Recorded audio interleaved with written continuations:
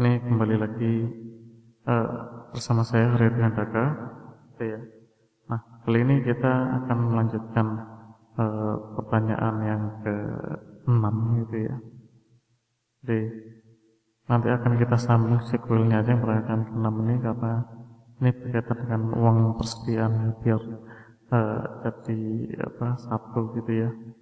Nah, bagi yang belum mengikuti atau yang belum punya soalnya, silakan scan barcode di sampingnya. Nah, ini ada scan barcode untuk soalnya. Nah, di tanggal 6 itu kan ada nomor 6 pada tanggal 4 Januari itu di kantor bikin SPP atau SPMUP sebesar 25 juta gitu ya.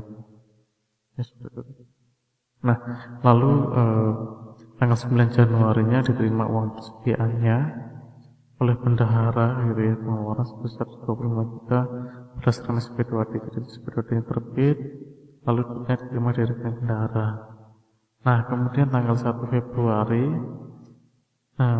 menggunakan UP tadi untuk bayar langganan listrik, lalu pemeliharaan dan pembayaran honor. Nah, di tanggal 5 Februarinya dibuat tadi refill UP, gantian UP tanggal 5 Februari, dan diterima SP2D-nya di tanggal 3 Februari. Nah, untuk transaksi UP ini Bapak udah mereview dari PMK 212 sebagai berikut ya. Nah, jurnal pembentukan UP kalau di transaksi terkait UP di PMK 212 terdapat di halaman 86 pada bab jurnal akuntansi transitoris gitu ya. Ini kalian bisa baca di PMK 212 halaman 86. Di sini ada transaksi pembentukan uang persediaan sebagai uang muka kerja pada bendahara pengeluaran gitu ya. Nah, di sini yang pertama adalah tadi resume bagian permintaan pembentukan uang persediaan. Nah, di sini.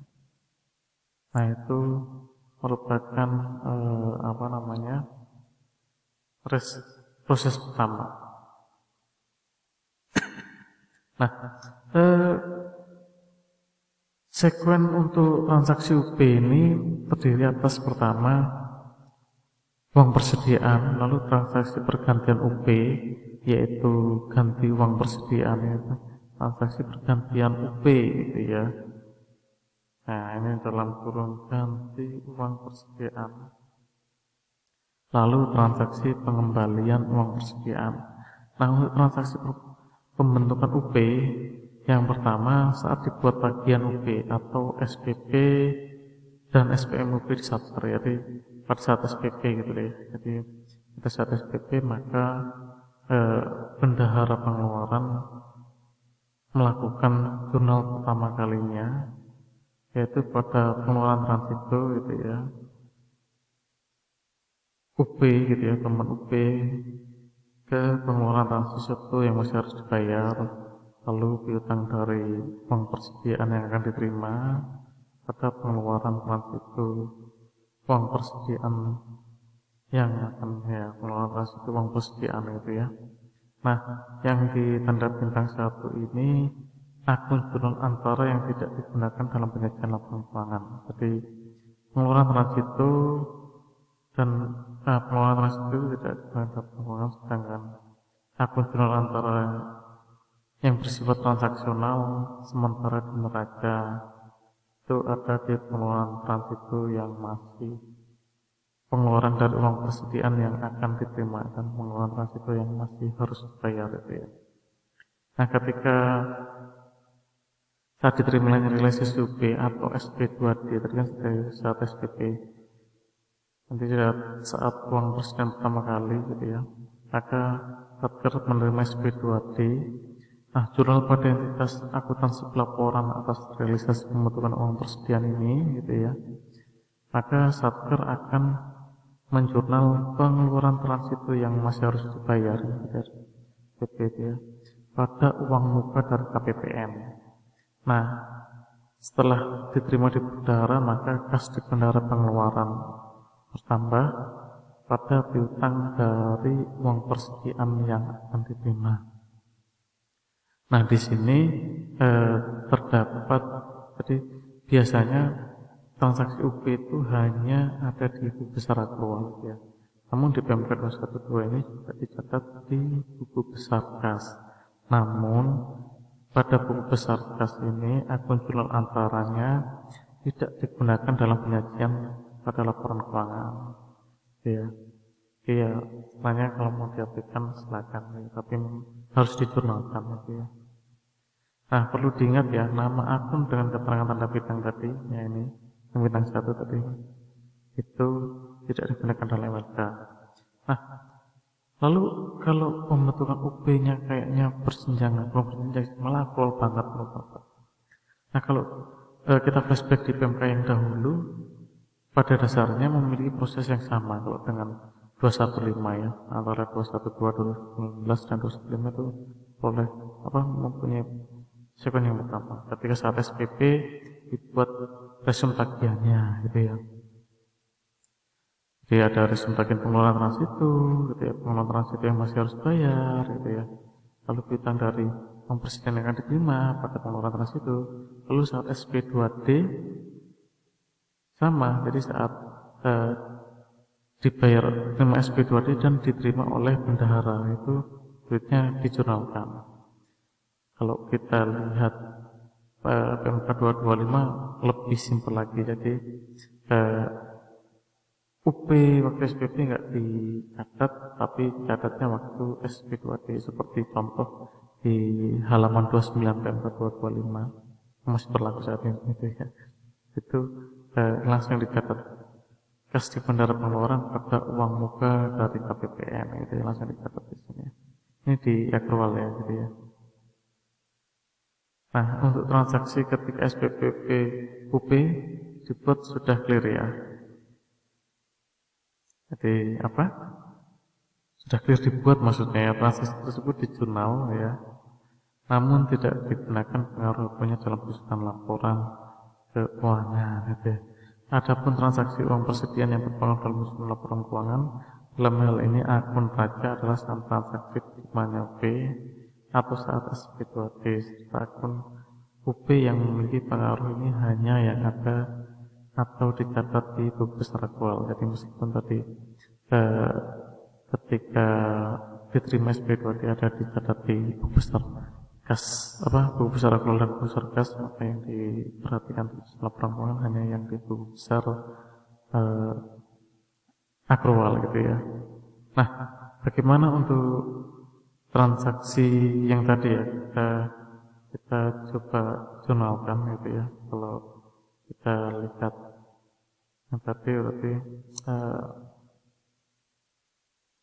tadi transaksi yang pertama dibuat SPP SPM UP sebesar 25 juta, maka jurnalnya adalah tanggal 6 pengeluaran uang persediaan nilai 25 juta pada pengeluaran transito yang masih harus dibayar gitu ya. Lalu saat SPM UP dibalik piutang dari uang persediaan yang akan diterima pada pengeluaran uang persediaan. Nah, kemudian ketika diterima SP2D gitu ya, ketika diterima SP2D, maka pengeluaran transito yang masih harus dibayar yang tadinya kredit jadi debit pada uang muka dari KPPN. Jadi terima SP2D, kemudian duitnya masuk ke rekening bendahara, dikasih benar pengeluaran bertambah pada piutang dari UP yang akan diterima gitu ya. Itu sequel penerimaan UP yang pertama, jadi SPP, SPM, SP2D gitu ya. Oke, jelas itu. Nah, sekarang bagaimana jurnal belanja dengan UP? Nah, jurnal belanja dengan UP gitu ya. Kalau kita baca di UP. Nah ini. Nah, pengakuan transaksi pembayaran dengan UP, bagaimana perlakuannya? Ya. Apakah dilakukan jurnal saat tanggal transaksi? Nah, pada PMK 212 2019 di halaman 57 pada jurnal akuntansi belanja dinyatakan, yang lain bisa baca ya. Jurnal akuntansi transaksi pembentukan dan pengembalian UP dibahas di bab 7 jurnal transitoris, lalu pertanggungjawaban belanjanya gitu ya, menggunakan uang persediaan bendahara baik yang sifatnya expendable maupun yang menambah aset BUMN menggunakan jurnal akuntansi transaksi belanja sebagaimana dimaksud dalam huruf B dan C gitu ya. Jadi tidak ada perbedaan antara sequel dari belanja biasa LS ya dengan belanja UP. Maka apa konsekuensinya? Maka penjurnalan itu nantinya akan diawali dengan komitmen belanja. Pada waktu dilakukan jurnal, maka di sistem modul komitmen akan memasukkan nama-nama rekanan tempat kita belanja. Nah, ini lebih tepat dilakukan bersamaan saat SPP. Jadi ya, waktu saat bayar input nanti input lagi, jadi sekalian ya. Karena di modul komitmen kan merupakan modul dari memasukkan data rekanan SPP hingga nomor SP2D. Memang tepatnya memang saat di SPJ-kan gitu ya. Nah, pada belanja tersebut di soal tersebut kan ada penghasilan dipotong pajak, maka perlakuan jurnalnya bisa dilihat di halaman 37 lampiran gitu ya. Itu disebutkan pertama sequelnya karena ini kan kalau dari UP berarti potongannya itu langsung ke bendahara, jadi bendahara motong tunai, dari kas bendahara bertambah, utang pajak yang belum disetor. Ketika hari itu harus disetor ya, maka dibalik gitu ya, utang pajak bendahara pada kas lainnya di bendahara. Apakah mereka melakukan realisasi pendapatan pajak?